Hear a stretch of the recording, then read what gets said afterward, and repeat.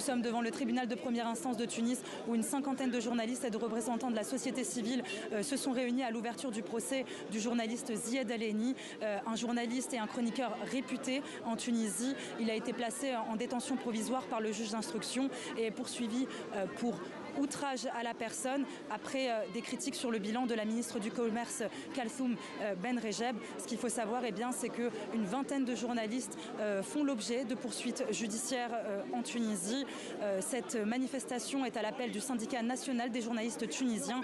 Nous avons d'ailleurs rencontré son représentant Zied Dabar. Aujourd'hui, on a un autre collègue qui est jugé, traduit face à la justice sur la base d'une loi qui a été amendée sur l'ère de Ben Ali au 13e anniversaire de la Révolution. Paradoxalement, on applique les lois de l'Ancien Régime, c'est le journalisme. Tout le secteur sera presque menacé d'emprisonnement aujourd'hui. Sur la base d'un travail journalistique, chaque journaliste peut être traduit face à la justice, peut être emprisonné.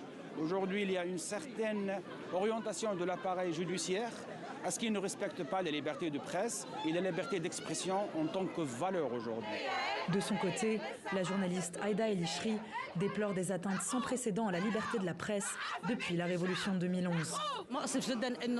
C'est très triste. À 3 jours de la date de la Révolution, le 14 janvier 2011, une date dans la mémoire de tous les Tunisiens, on se trouve malheureusement, nous, les journalistes tunisiens, à tenter de préserver les seuls acquis de la Révolution. La liberté d'expression, la liberté de la presse. Nous sommes ici devant le tribunal pour défendre et rappeler le droit à l'information et le droit à un travail libre des journalistes.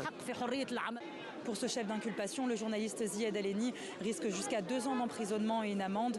De leur côté, les autorités tunisiennes n'ont pour l'heure pas commenté cette affaire.